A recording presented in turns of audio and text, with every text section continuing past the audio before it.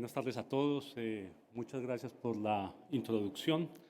Quiero expresar mis agradecimientos a la red Resiget y a CITED por proporcionarme la oportunidad de dirigirme a ustedes. El día de hoy hablaremos sobre el proceso de gasificación de biomasa, pero orientado directamente a la producción de potencia eléctrica a nivel industrial. Entonces, muy bien. Este es un trabajo que corresponde a un artículo que fue publicado en el año 2019, finalizando, y que es la primera vez que se presenta en algún evento de este tipo, pues por las razones que ya todos conocemos. Muy bien, inicialmente haré una breve introducción, posteriormente hablaré sobre gasificación de biomasa de una manera bastante sucinta. Posteriormente hablaré sobre un modelo cinético que ha sido desarrollado con el propósito de ser utilizado para la determinación de las características operativas de una planta industrial.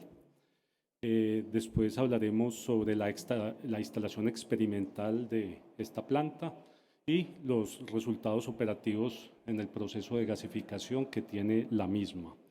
Hablaremos de una manera sucinta sobre el proceso de gasificación. Hablaremos posteriormente de la validación del modelo, de los estudios paramétricos que fueron desarrollados y presentaré algunas conclusiones. Muy bien, este es el artículo científico que fue publicado en la revista Energy Conversion and Management. Como ya lo señalé, es finalizando el año 2019. Muy bien, la biomasa, pues todos estamos en este evento y ya creo que es claro que es una de las fuentes alternativas más promisorias que existen a futuro.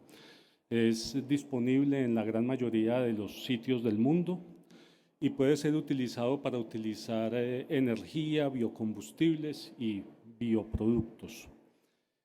Puede ser obtenida tanto por procesos de conversión biológica y procesos de conversión termoquímica, que es el que en este momento nos ocupa en este instante. Muy bien, la gasificación de la biomasa es un proceso termoquímico, el cual la biomasa utilizada es susceptible de ser convertida en un gas combustible. Es un gas que tiene la atribución de ser un gas pobre, con un poder calorífico que puede estar más o menos entre los 4.5 y 5.5 megajulios por kilogramo, perdón. Se puede utilizar para producción de calor y para producción de potencia eléctrica. Cuando se trata de aplicaciones a nivel industrial y cuando el objetivo principal es producir potencia eléctrica, se utiliza principalmente gasificadores de flujo descendente o también conocidos como gasificadores equicorriente. Esta tendencia a utilizar este tipo de gasificadores básicamente tiene como explicaciones la cantidad de alquitranes que se pueden producir en el proceso. Es decir, los alquitranes que se producen en el proceso de gasificación no son muy recomendables para la utilización de motores de combustión interna, porque tiende a acumularse en algunos sitios que pueden producir averías, principalmente cuando el motor ha dejado de operar. Es decir, el arranque en las horas de la mañana se torna un tanto difícil. Entonces, esa es la razón. Bien, aquí tengo un pequeño diagrama sobre cómo sería la presentación, cómo luciría un gasificador de tipo descendente o de tipo equicorriente, en donde la biomasa es suministrada por la parte superior del reactor y se inicia un proceso que se conoce como el secado. Posteriormente, cuando ya el agua ha sido eliminada, se da inicio a un proceso que se conoce como la pirólisis, también conocida como la devolatilización, en donde básicamente empezamos a sacar los gases volátiles que estén contenidos dentro de la biomasa. Al igual, que se empiezan a producir algunos tipos de, o alguna cantidad, alguna proporción de alquitrán. Posteriormente viene la zona de oxidación, en donde parte de esos gases volátiles entran en combustión, ¿sí? Haciendo que el proceso se torne autotérmico, ¿de acuerdo? Y posteriormente viene un proceso de reducción, en donde los gases que estén allí presentes se reducen con el biocarbón que ya ha sido producido. Es de señalar que en este proceso tanto la biomasa como el aire van en flujo descendente, y entonces como el gas debe atravesar la zona de oxidación, es allí en donde se tiene una muy buena e importante oportunidad de que los alquitranes sean consumidos por lo menos de una manera parcial, o sea, no en su totalidad, pero sí en su manera parcial. En un proceso de gasificación de biomasa, el lecho debe estar abierto, es decir, se tiene que garantizar que haya espacios suficientes por donde el gas pueda circular, ¿sí? Que también es el mismo espacio por donde la radiación que de hecho es el proceso más importante de transferencia de calor en el proceso, también pueda atravesar.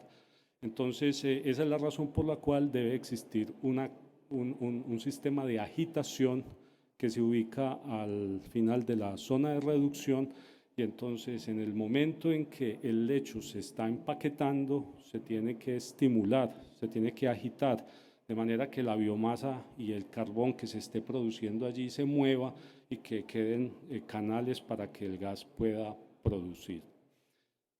Vale. La gasificación es un proceso con defecto de aire, en donde el aire que se aporta es el necesario para que el proceso sea autotérmico, y más o menos se estima que puede estar entre el 0,15 y el 0,25 del necesario para producir combustión completa.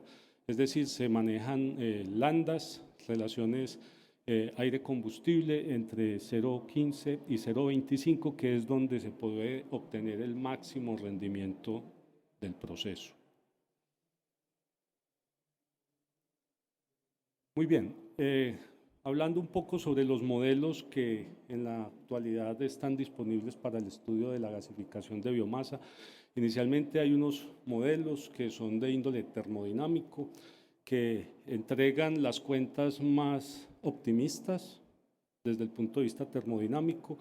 Es posible obtener una composición del gas, ¿de acuerdo? Pero no consideran las propiedades de la biomasa y tampoco consideran el tiempo de residencia al interior del reactor.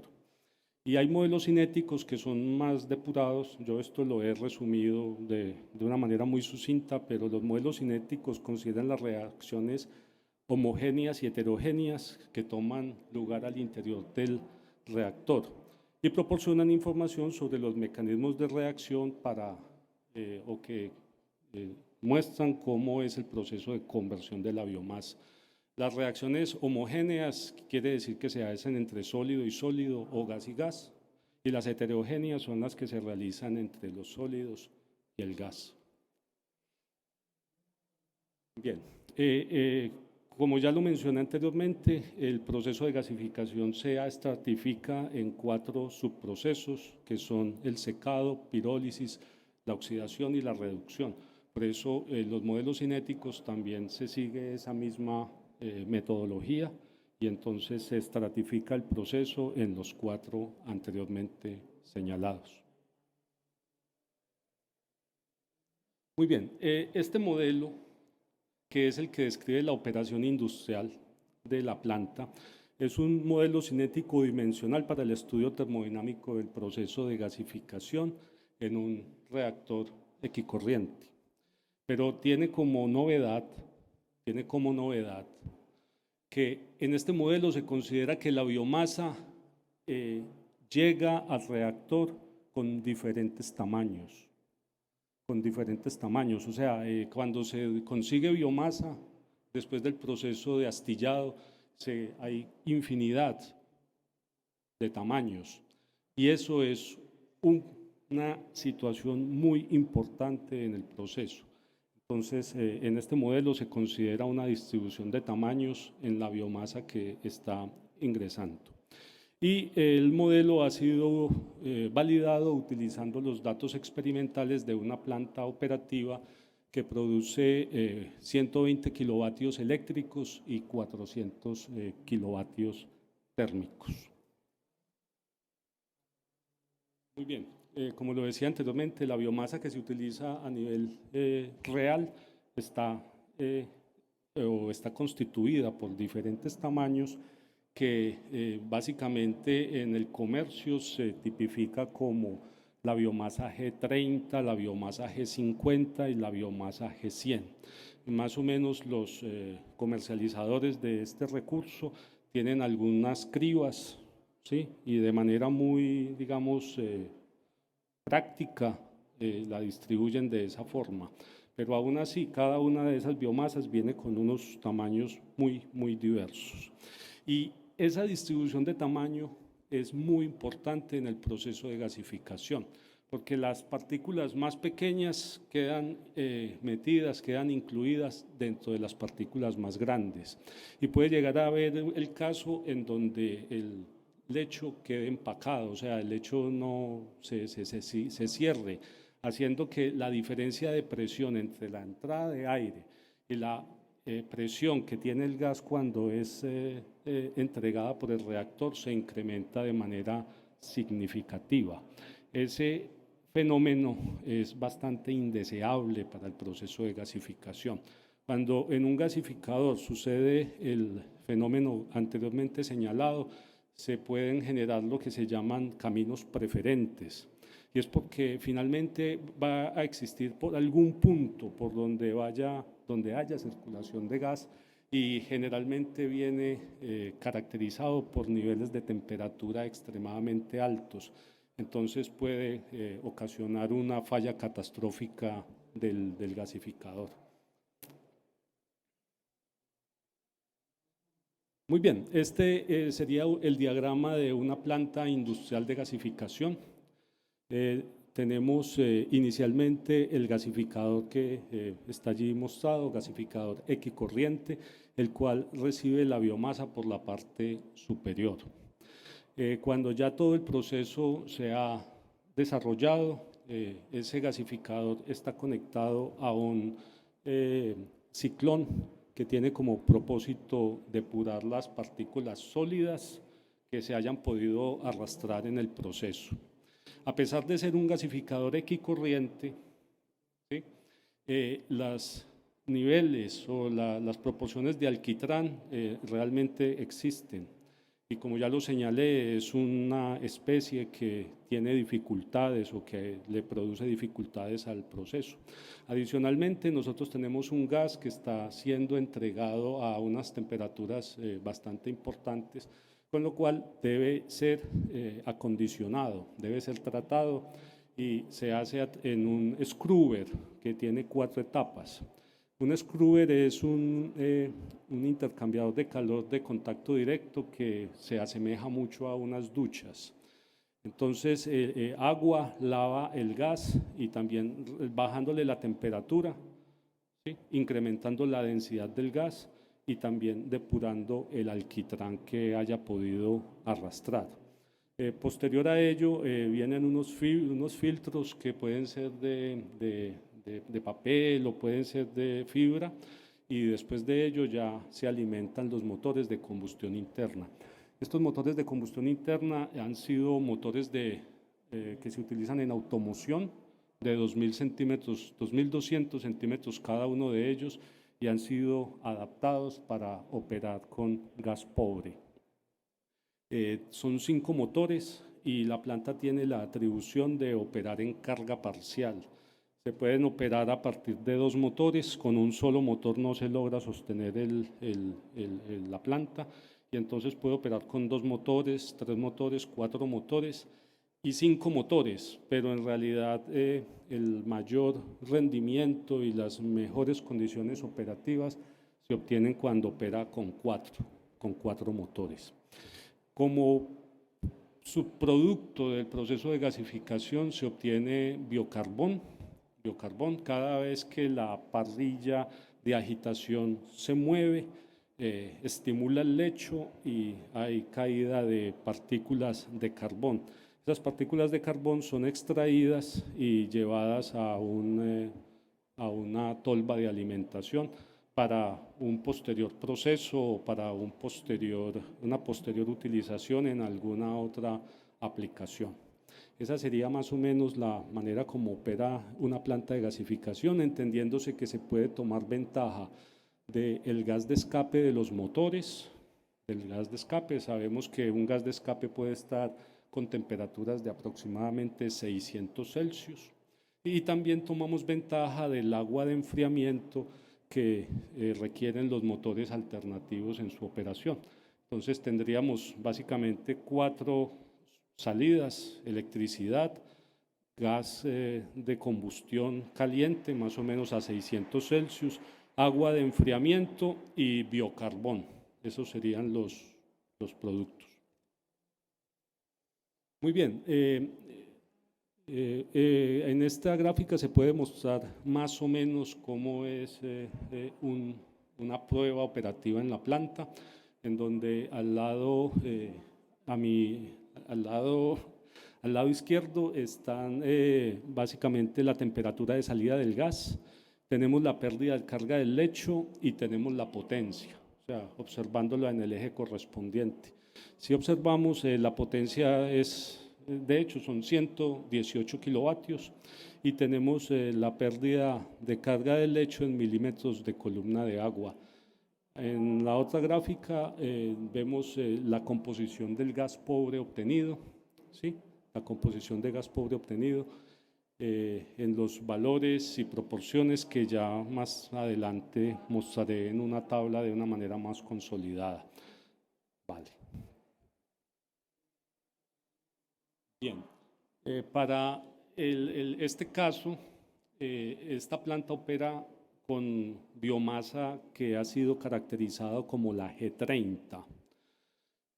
Para tener más o menos una certidumbre sobre las características de la biomasa G30, fue llevada al Laboratorio de Combustibles de Castilla y León, LARECOM.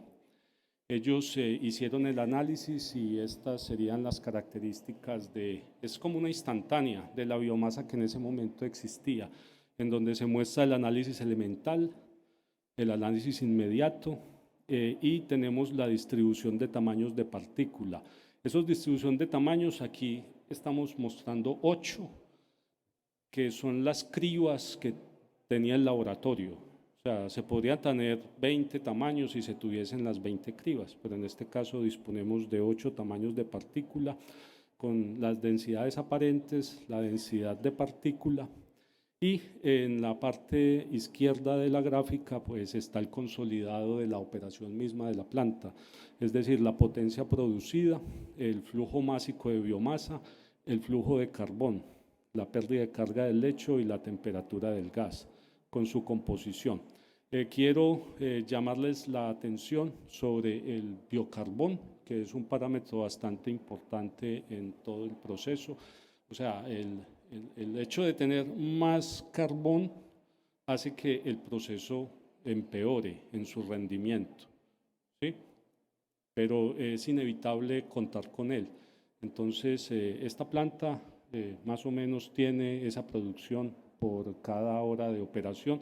Quiero decir que esto que yo estoy enseñando es aplicado a 4 motores, cuando está operando con 4 motores. Bien, el modelo desarrollado hace una estimación precisa de la pérdida de carga al interior del lecho, o sea, el delta de presión entre la entrada y la salida del gasificador. Hace una estimación precisa de la composición del gas que se obtiene en diferentes regímenes de potencia, carga parcial. Hace la estimación del gas requerido para cada una de la carga parcial, es decir, cuando estima cuánto gas se requiere para 2 motores, 3 motores, 4 motores o 5 motores. También muestra cuál es el efecto de la carga parcial en el proceso y hay un parámetro que también es bastante significativo en el proceso de gasificación, es la humedad con la que la biomasa se entregue. La biomasa más adecuada para el proceso de gasificación es la que esté más seca, La humedad en la biomasa tiene unas consecuencias que posteriormente tendré la oportunidad de señalar. Muy bien, en este esquema se muestra el gasificador, es un gasificador de 1650 milímetros de altura, en donde el aire se aporta por 24 puntos de inyección, 24 toberas que están ubicadas aproximadamente a 300 milímetros de la parte superior del gasificador. ¿De acuerdo? En la parte inferior está la parrilla de agitación. Entonces, en este modelo se han sacado elementos diferenciales de volumen de ese gasificador y se ha construido, o mejor, cada uno de esos volúmenes se divide en dos partes. Una parte que corresponde al gas, por donde circula el gas, y ya lo había señalado anteriormente, pero lo quiero repetir, por el gas, por el mismo sitio donde circula el gas, por las mismas áreas, por los mismos orificios, también se desplaza la radiación.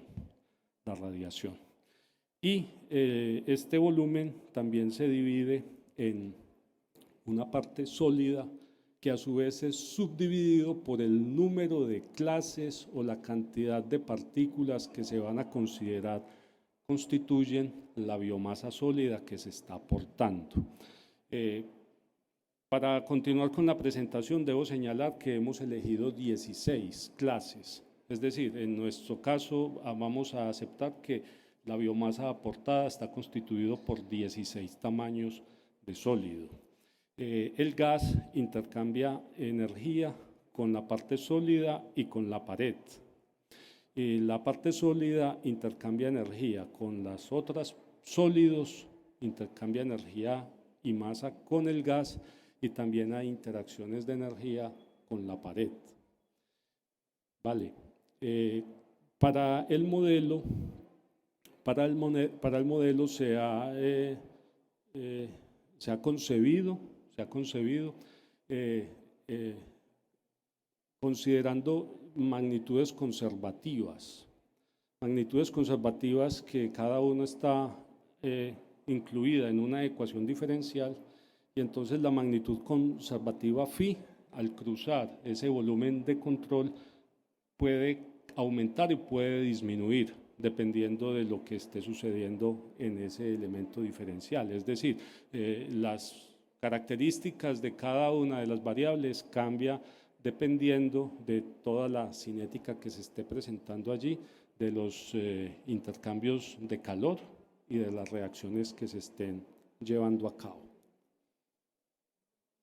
Vale, para la fase de gas, las especies consideradas o esas variables conservativas son, en lo que se refiere a masa, sería vapor de agua, CO2, CO, H2, N2, O2, CH4 y alquitrán. Eso en lo que se refiere a masa, y en lo que se refiere a energía, pues básicamente vamos a aplicar todas esas ecuaciones con el propósito de establecer la entalpía de ese gas. En lo que se refiere a las partes sólidas, pues tenemos una cantidad K de clases de sólido y una cantidad K de clases de carbón.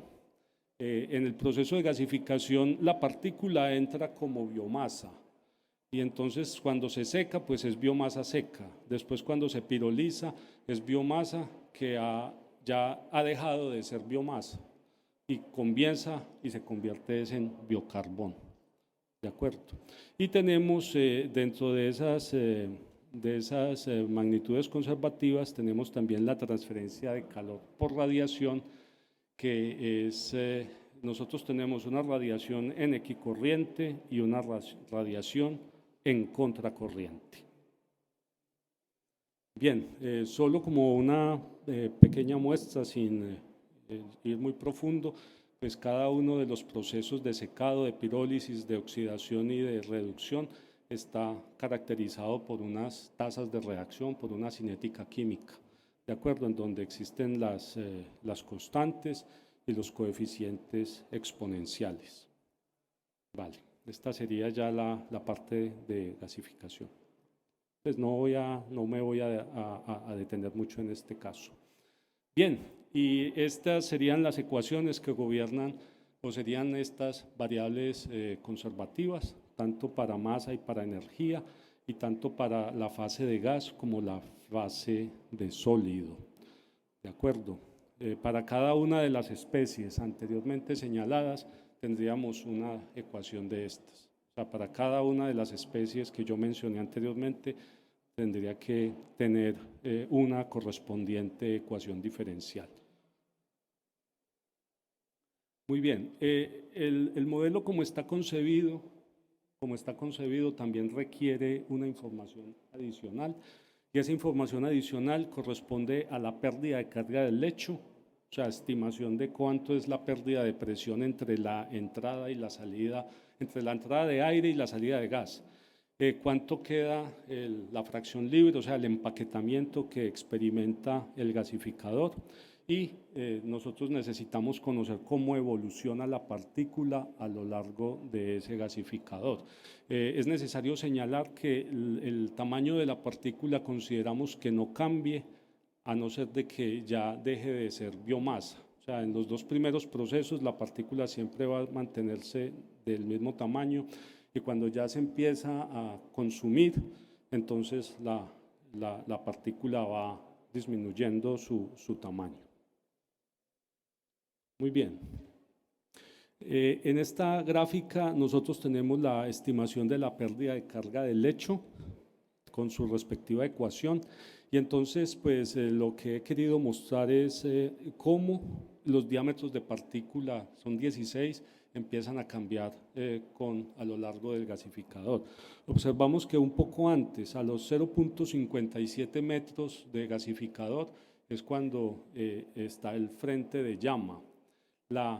El aire se aportó a los 300 milímetros, y entonces el aire se aporta a los 300 milímetros, y el frente de llama se localiza a los 0.57 aproximadamente metros de la entrada de gasificador. Las partículas más pequeñas evidentemente son las que primero van a disminuir su tamaño, y las partículas más grandes son las que van a tardar un poco más. También observamos cómo es la pérdida de presión, a lo largo del gasificador, ¿sí? Parámetro que es bastante importante. Bien, también en lo que se refiere a la fracción libre de lecho, tenemos todas las ecuaciones que gobiernan ese parámetro, y entonces también se puede saber la apertura del lecho en cada punto de discretización que se ha utilizado. Bien, en lo que se refiere al tamaño de partícula, es un poco lo que yo acabo de mencionar anteriormente. En secado y en pirólisis las partículas siempre van a tener el mismo tamaño, y las partículas van a empezar a disminuir su tamaño cuando ya están en la etapa de oxidación y de reducción. Nosotros tenemos la capacidad, o el modelo mejor, tiene la capacidad de contar todas las partículas y de establecer cuánto es su proporción dentro de toda la suma total de las partículas que componen el lecho. Bien, en lo que se refiere a los criterios de convergencia, como este ha sido un modelo desarrollado para describir la operación de una planta industrial, los parámetros de convergencia son exactamente los que se utilizan para una instalación de esas características, con lo cual tenemos un primer criterio de convergencia, y es cuánto es el gas que se necesita para cada uno de los motores que esté en operación. Entonces el modelo puede calcular, dependiendo a todo lo anteriormente señalado, cuánto es el gas que se utiliza o se debe utilizar para 1, 2, 3, 4, para 2, 3, 4 o 5 motores. Por otra parte, también el modelo tiene otro criterio de convergencia, y es ajustar los kilogramos de biocarbón que se desea obtener. En este caso, ya lo mencioné, son 9 kilogramos por hora cuando opera con 4 motores. Y el otro criterio de convergencia es que la radiación que se obtiene de la iteración anterior no tenga cambios sustanciales con la iteración actual. O sea, es decir, que la radiación quede ya localizado en donde debe estar. Solamente rápidamente, algunos diagramas en lo que se refiere a cómo evolucionan las partículas de biomasa, ¿sí? Ya lo señalé, las más pequeñas reaccionan más pronto, las más grandes pues tardan un poco más. Y tenemos biomasa que se consume y carbón que se crea. O sea, se acaba la biomasa y se crea el carbón, exactamente en el mismo punto de frente, de llama. Aquí nosotros tenemos el parámetro del épsilon, que es la fracción libre del lecho, y también tenemos la evolución de cómo todas las partículas empiezan a presentarse, a evolucionar a lo largo de ese reactor. Tenemos las radiaciones, cómo se ubican las radiaciones a lo largo del gasificador, observando también que el máximo valor de radiación, por supuesto, sucede en el punto en donde está ubicado el frente de llama. En lo que se refiere a las temperaturas, estas serían las temperaturas que tiene cada una de las partículas. Las partículas más pequeñas son las que van a alcanzar su temperatura nominal más pronto, las partículas más grandes pues se van a tardar más, y como podemos observar, el proceso de gasificación tiene una temperatura en su punto más elevado de algo así como 2000 Kelvin, poco más de 2000 Kelvin. Y estas son las especies, cómo es la composición del gas a lo largo del gasificador, o sea, cómo van variando las especies a lo largo del gasificador. Muy bien, para finalizar, cuando se empezó a hacer el proceso y a validar el modelo, se notó que había necesidad de colocar unas constantes, que era necesario ajustar el modelo a las condiciones operativas del gasificador. Entonces hubo necesidad de colocar una primera constante que es la KV, y esa constante lo que hace es que modifica la partícula haciéndola que sea menos esférica, o sea, que cada una de las partículas tenga que sea menos esférica, porque el modelo con partículas completamente esféricas, pues en primer lugar, esa no es la realidad operativa, y en segundo lugar, pues el proceso tampoco resulta ser tan cierto. Entonces, en este modelo la partícula no es esférica, por supuesto, por esta constante. Y también se fue necesario colocar esta otra constante con el propósito de modificar el coeficiente de absorción de la radiación en la fase de los sólidos. Y con ello ya el modelo empezó a tener una gran similitud con las condiciones operativas, en donde los errores realmente no son significativos. Muy bien, rápidamente y para finalizar, hemos elegido 16 clases de partícula porque hicimos ensayos con una menor cantidad y con una mayor cantidad. Cuando se utilizan 4 u 8 clases, los resultados no resultaron satisfactorios, no fueron satisfactorios. Cuando se utilizan más, se parece mucho a la clase de los 16, pero el tiempo computacional se incrementa de manera significativa. Vale, vemos eso presentado en estos diagramas. Con 16 clases de sólidos, tanto los parámetros operativos de la planta y las especies, la composición del gas, son las apropiadas. Muy bien, en lo que se refiere a humedad, en este gráfico rápidamente también quiero señalar que la biomasa, entre más húmeda es, más dificultades tiene para el proceso mismo y entrega un gas con una peor composición. se reafirma lo que se había señalado, que la biomasa óptima es la biomasa que esté más seca. Muy bien, y el número de motores, también dijimos que 4 motores eran los óptimos, porque cuando se utilizan 5 motores es necesario agitar el gasificador permanentemente, se gasta más biomasa y el rendimiento disminuye de manera notable. Muy bien, como conclusión, pues el modelo es bastante acertado, bastante adecuado. Fue necesario utilizar unas constantes para poder ajustarlo. Se utilizó la constante KV para el volumen y la KK para la radiación. Y también, pues ya lo señalé previamente, las clases apropiadas son de 16. Con menos no nos da un buen resultado y con más el tiempo computacional se incrementa sin haber unos cambios significativos. También descubrimos que la partícula es muy importante. O sea, si ustedes quisieran saber cuál es la partícula apropiada para el proceso de gasificación de biomasa, más o menos está entre el pulgar de un adulto y el dedo índice de un adulto. Ese sería más o menos el tamaño apropiado.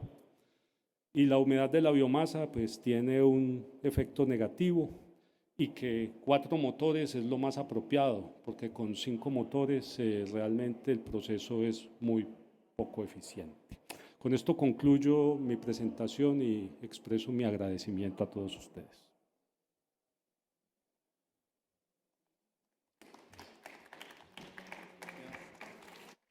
¿Alguna pregunta para el doctor Estrada?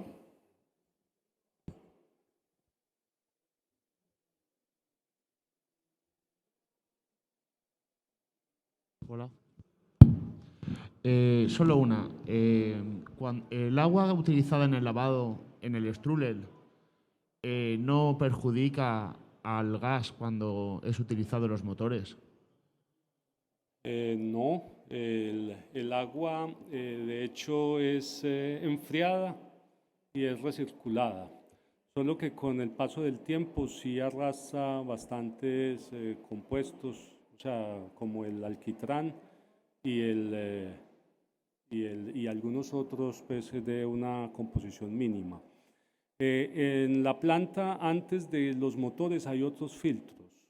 Hay otros filtros que capturan la cantidad. O sea, el agua, el gas puede albergar más agua en la medida en que esté más caliente.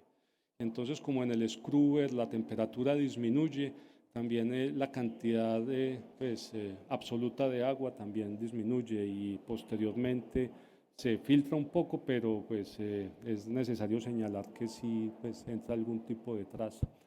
Esa agua debería ser tratada y esa es digamos, otra línea de investigación para poder garantizarlo que sea inocua. Muy bien, muchas gracias, doctor Estrada. Y vamos a iniciar la tercera de las ponencias y, bueno, les vuelvo de nuevo a solicitar a los ponentes que se ajusten al horario establecido.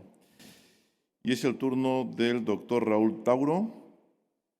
Es ingeniero mecánico industrial, egresado de la Universidad Tecnológica Nacional de Córdoba, en Argentina, y doctor en Ingeniería de la Energía, egresado de la Facultad de Ingeniería de la UNAM de México.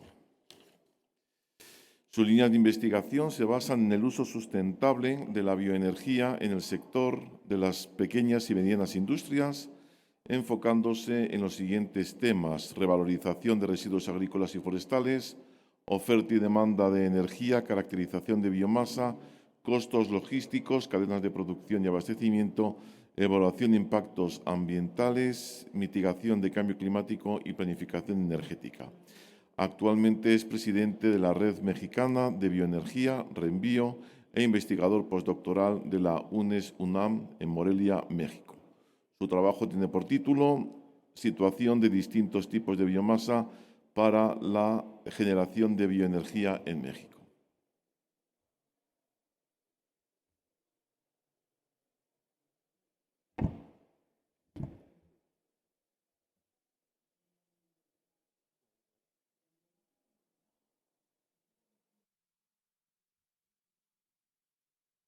Sí, hola, hola. Ahí está.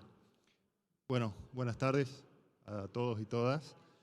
Em, Gracias al CITED por invitarnos, gracias a Borja personalmente y a Abebión por haber organizado este evento. Este, Pertenezco a la Red Mexicana de Bioenergía, que es una AC o una ONG en México que promueve el uso eficiente de de la biomasa. Ya tiene 16 años de existencia la red. Y también, bueno, pertenezco a la Escuela Nacional de Estudios Superiores de la UNAM de México. Y lo que les voy a presentar en este momento es un estado del arte de la bioenergía en México, enfocado mucho a la parte de biomasa sólida, ¿no? Que es por ahí mi tema de investigación. Para comenzar, bueno, les quiero contar un poquito de cuál es el papel de la biomasa en México. Un país que es productor de combustibles fósiles, entonces tenemos una gran dependencia de los fósiles en la matriz energética y la biomasa ocupa un 10%, como lo pueden ver no marca, bueno, okay, en el gráfico de su derecha. De ese 10%, ¿cómo se desagrega? Bueno, se desagrega de la siguiente forma. Podemos ver que el uso de biomasa o biocombustibles sólidos ocupa un lugar muy importante, el uso de leña doméstica, ¿no? Hoy por hoy, el 20% de la población de México, estamos hablando de unos 30 millones de personas, utilizan leña todos los días para cocción y calefacción, principalmente en estufas tradicionales o podríamos decir ineficientes, ¿no? Aunque hay un esfuerzo muy grande por parte de diferentes gobiernos estatales y de la parte académica por mejorar las condiciones de uso de esta leña. Bueno, si a eso le sumamos el carbón vegetal para cocción, decimos que el 80% del uso de biomasa sólida en el país se va al sector residencial y el otro 20% al uso en el sector industrial, que se divide más o menos de esta forma, ¿no? El 10% corresponde a ingenios, ¿no? Que ya hemos visto bastante, los casos tan exitosos de Brasil. Nosotros vamos, a pesar del gran uso que tiene o la gran producción de azúcar que existe en México, bueno, tenemos una poca participación de la cogeneración, del uso de bagazo para cogeneración. Y bueno, tenemos un uso importante de leña también en lo que son pequeñas industrias, también en un uso tradicional. Vale recordar que esta leña, por lo que platicábamos esta mañana con la gente de Abebión, esta leña no se compra, no pertenece a un mercado formal. Esta leña la recolecta la gente, los usuarios la recolectan de acuerdo a lo que tienen al alcance. Y si se compra en un mercado informal, ¿no? Entonces es un tema interesante que hay que legislar, ¿no? Ahora, ¿qué pasa con el potencial de biomasa? Bueno, tenemos un potencial muy grande que viene principalmente del sector forestal, ¿no? Si sumamos el potencial del sector forestal y agrícola, tenemos entre 1.600 y 3.600 petajoules al año de potencia energética de biomasa, del cual solamente se consume entre el 13 y el 30%.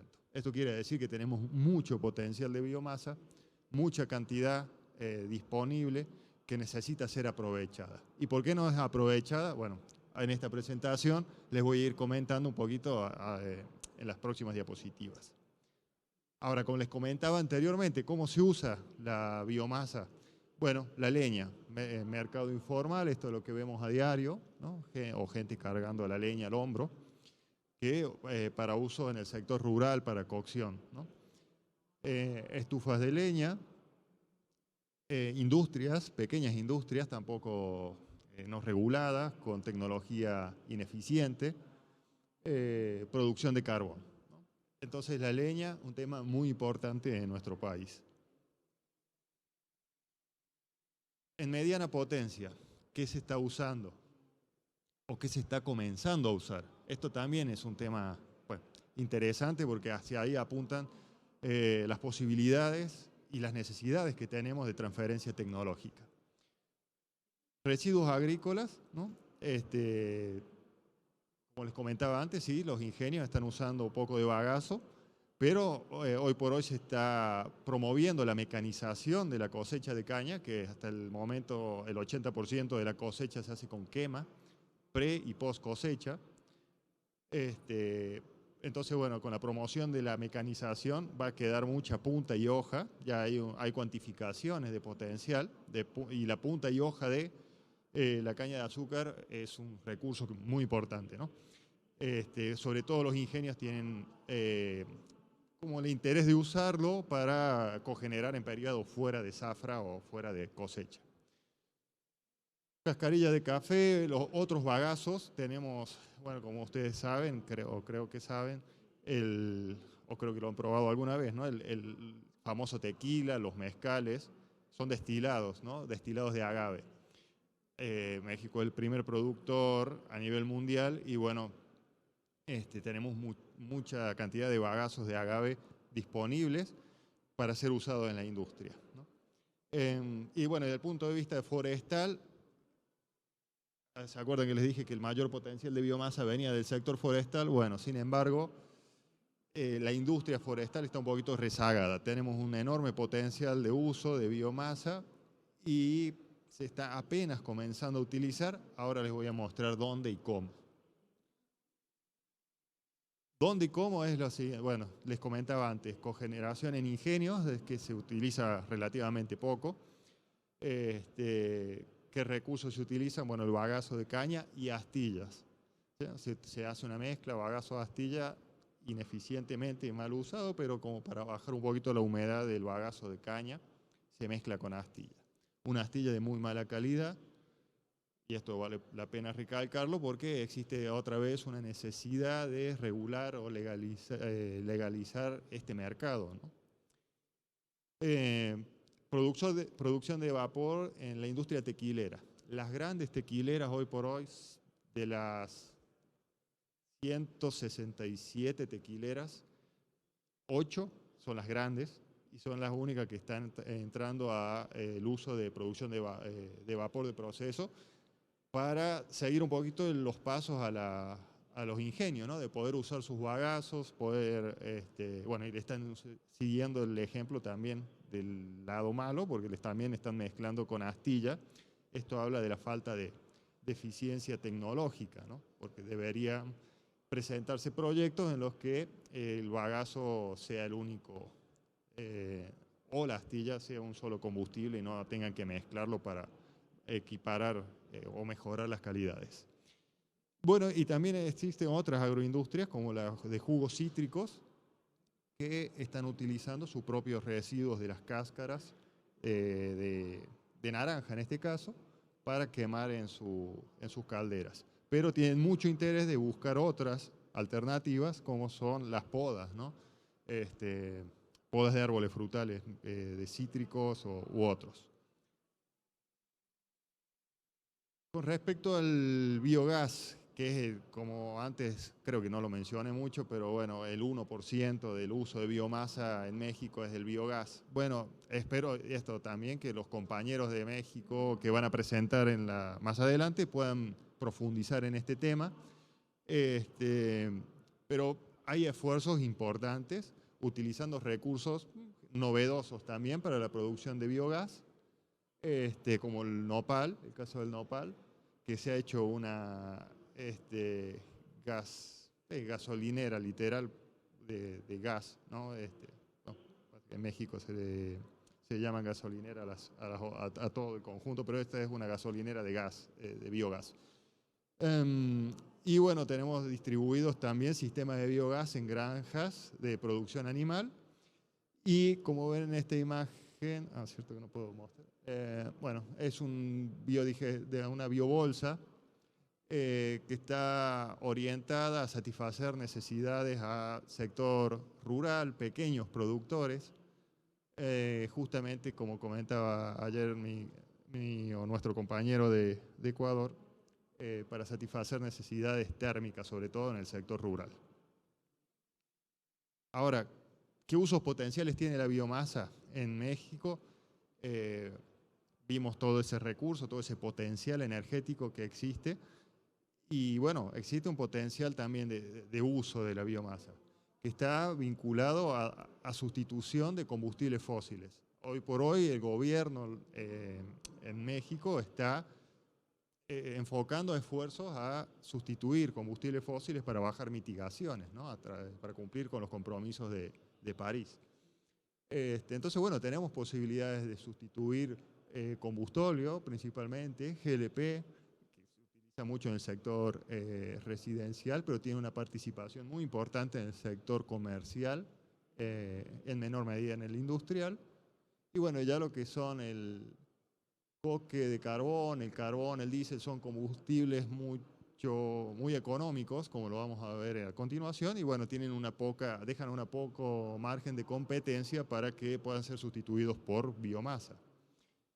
Y bueno, esto es importante también, que la biomasa o biocombustibles sólidos, como se menciona en México, pueden sustituir el 20% de la demanda final de energía. Eso es un número grande, considerando que en México se consumen unos 5.000 petajoules al año de energía primaria, se producen, perdón, y se pueden mitigar 45 millones de toneladas de CO2 equivalente. Pero bueno, ¿cuáles son los problemas con los que nos estamos enfrentando al tratar de usar la biomasa en el país? Primero, la percepción social, ¿no? Que sí, desafortunadamente, hoy por hoy la gente, cuando vamos a hablar con los potenciales usuarios de biomasa, y la gente tiene una mala información, o bueno, porque tal vez sí existe algún caso que nos juega en contra, donde se ha usado la biomasa que proviene de deforestación. Es un problema, es un tema importante a solucionar, porque también existe, bueno, tala ilegal en el país. Entonces es un punto clave, ¿no? Pérdida de biodiversidad, monocultivos, ¿no? Y un debate sobre emisiones y mitigación también, que creo que es un punto que lo platicábamos esta mañana también con la gente de ABBiom, que hay que seguir estudiando, pero sobre todo, bueno, más que seguir estudiando, esto ya está estudiado, más que todo hay que divulgarlo, hay que llevar toda la información que está en papers a una información más clara, concisa, que la puedan leer y entender más los tomadores de decisiones principalmente. Tenemos, bueno, tenemos costos logísticos bastante importantes, sobre todo por la magnitud del país, que es México territorialmente uno de los países más grandes a nivel mundial. Entonces, esto implica movilidad de biomasa y costos de transporte muy elevados, ¿no?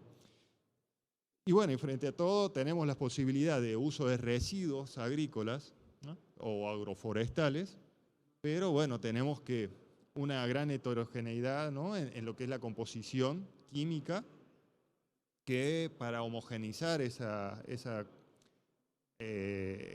homogenizar las propiedades hay que pretratar los residuos, y eso nos pega mucho en los costos de operación y mantenimiento del usuario de biomasa.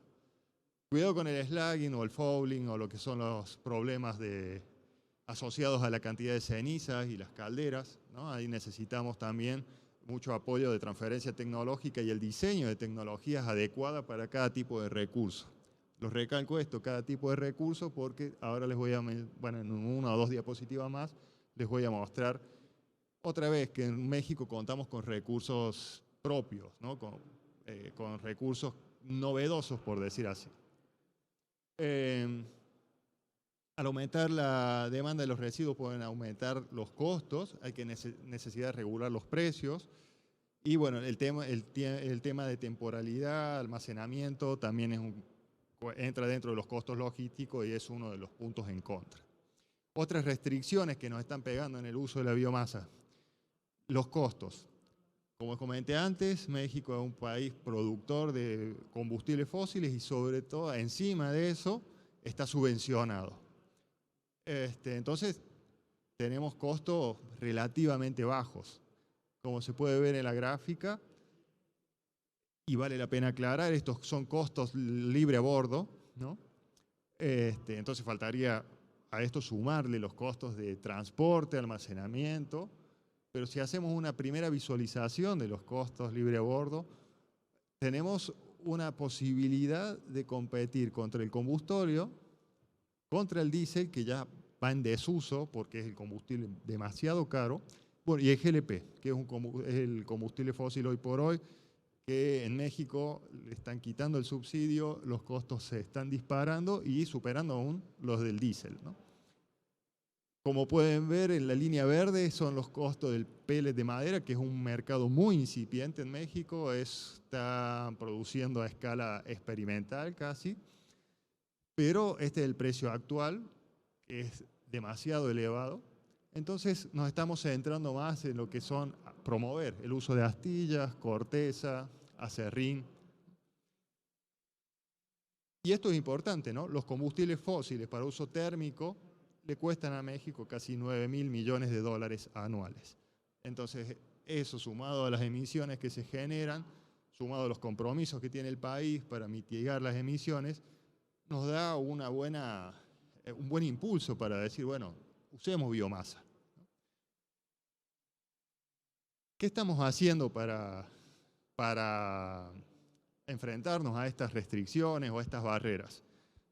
Desde el punto de la academia, y vale la pena aclarar, desde el punto como del equipo de trabajo en el que estoy involucrado. No hablo en representación de todo México, porque desafortunadamente, bueno, el país es enorme, hay demasiadas instituciones y cada quien va avanzando, pero bueno, trato de hablar de la manera más generalizada posible.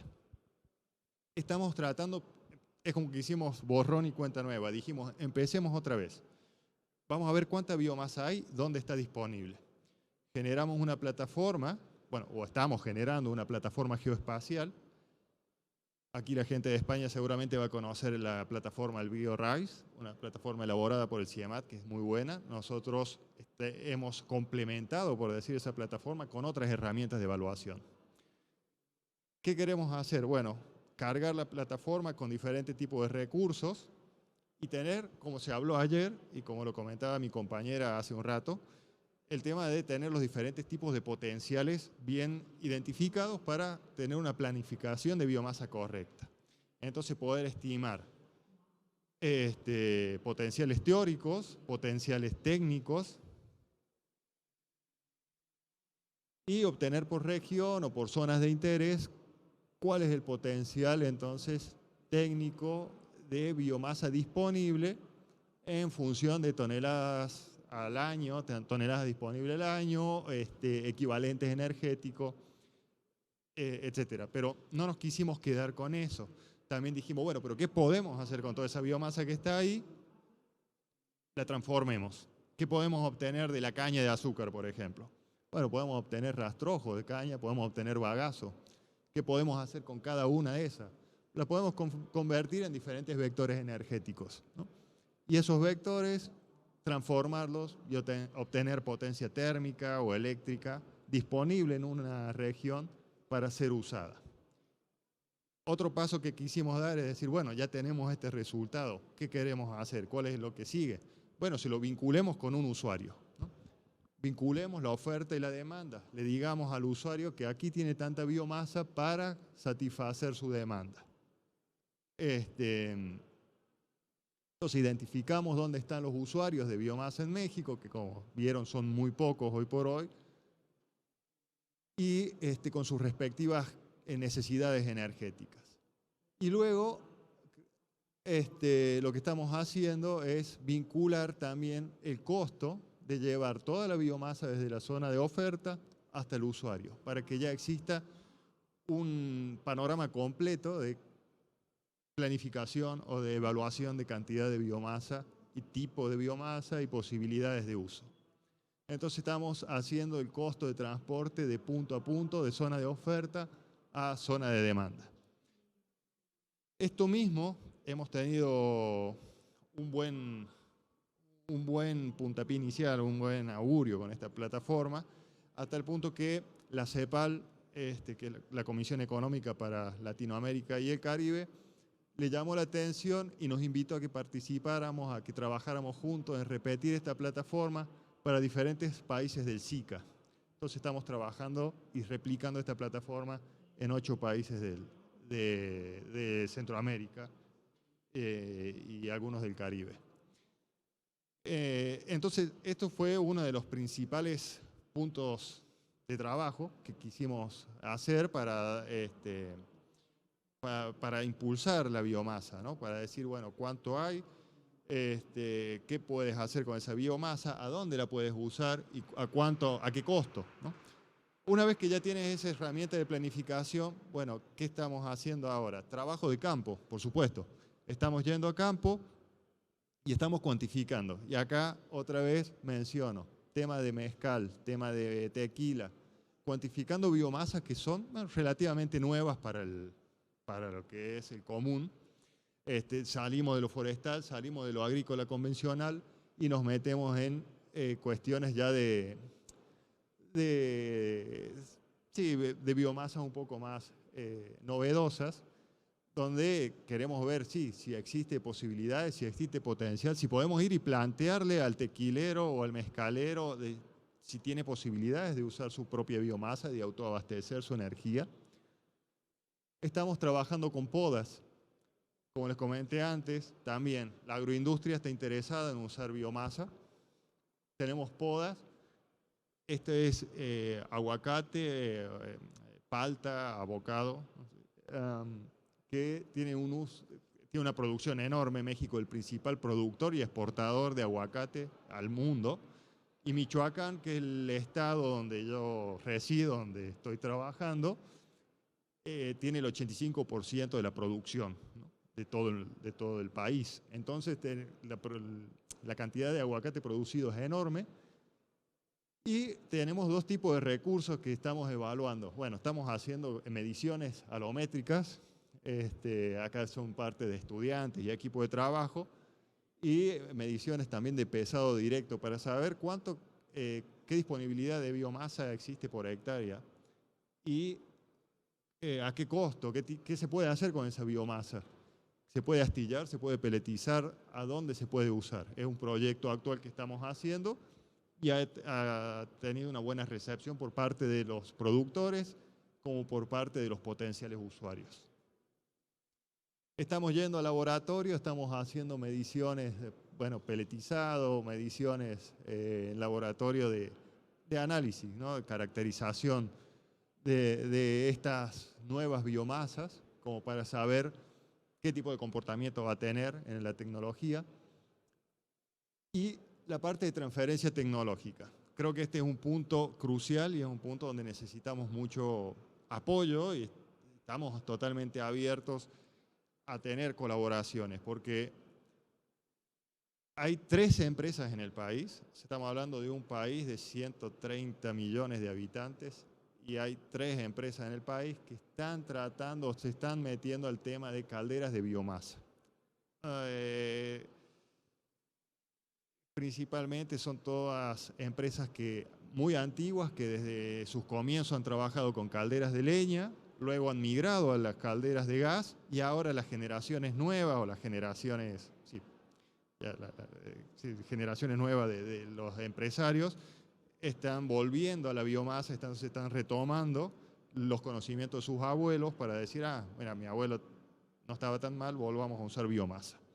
Pero necesitamos mucho trabajo de por medio para poder adaptar entonces esta tecnología a los distintos tipos de características de la biomasa disponible.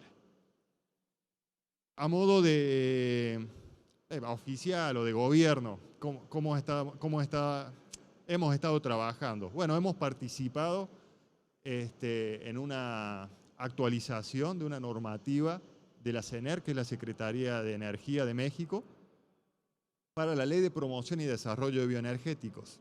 El gobierno anterior la tenía enfocada a cultivos energéticos y nosotros lo que estamos haciendo es agarrarla otra vez desde cero y decir, no, bueno, hoy por hoy la situación no está para pensar en cultivos energéticos, mejor nos enfoquemos a los residuos, nos enfoquemos al sector forestal, nos enfoquemos a lo que tenemos, ¿no?